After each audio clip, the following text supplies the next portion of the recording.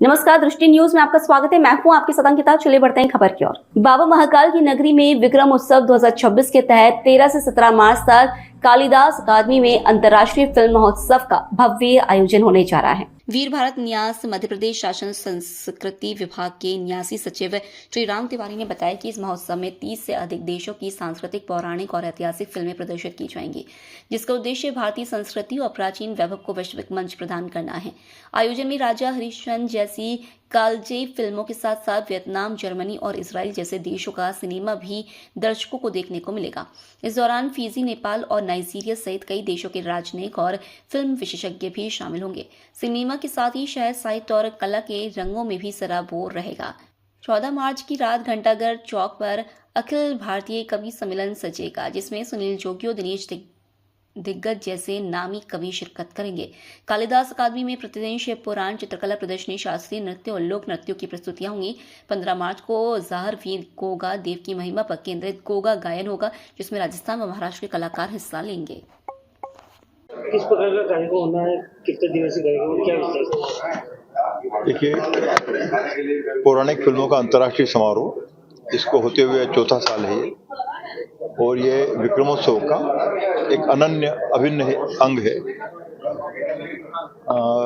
4 सालों में इसकी फिल्म फेस्टिवल की जो यात्रा है वो लगातार ऊर्ध्वगामी रही है।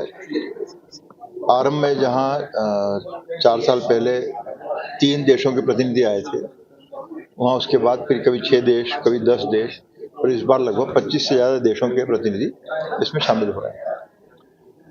और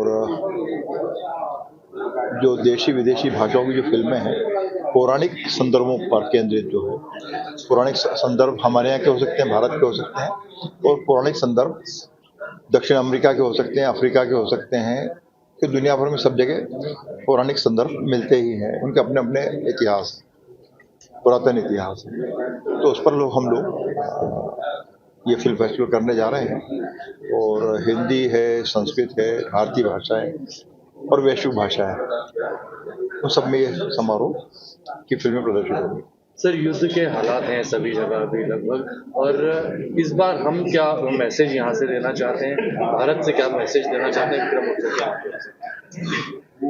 देखिए कि भारत का संदेश तो बहुत स्पष्ट है, जिसको दुनिया कई बार सुनने की कोशिश नहीं करती है। महाभारत के रूप में भी हमने संदेश दिया। श्री कृष्ण की श्रीमद् जो भगवद गीता है, उनका जो संदेश है, उससे बड़ा संदेश दुनिया में नहीं। और आपको ध्यान होगा कि माननीय प्रधानमंत्री जी ने श्रीमद् भगवद गीता का रशियन संस्करण जो है वो रूस के जो राष्ट्रपति हैं पुतिन, उनको दिया था। तीसरा संदेश जो है कि कुछ बात है कि हस्ती मिटती नहीं हमारी, रोमा मिस्रो क्या क्या सब मिट गए जहाँ से। तो भारत ने जो अपनी सांस्कृतिक परंपराओं को, अपनी आध्यात्मिक परंपराओं को जो चिंता की है, और एक तरह से हमने दुनिया में एक अलग ही देश के रूप में हमारी प्रतिष्ठा है।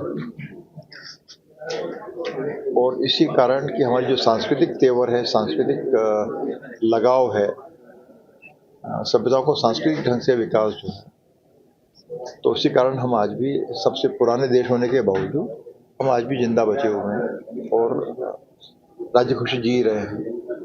और यह भी सौभाग्य की बात है कि दुनिया जब आज अधिकांश देश दुनिया के युद्ध में रत हैं या युद्ध के लिए आमादा हैं, उसमें भारतवर्ष ही एक अकेला देश है जो शांति के संदेश के साथ, संस्कृति संदेश के साथ पूरी दुनिया के सामने सीना ठोक कर खड़ा हुआ है।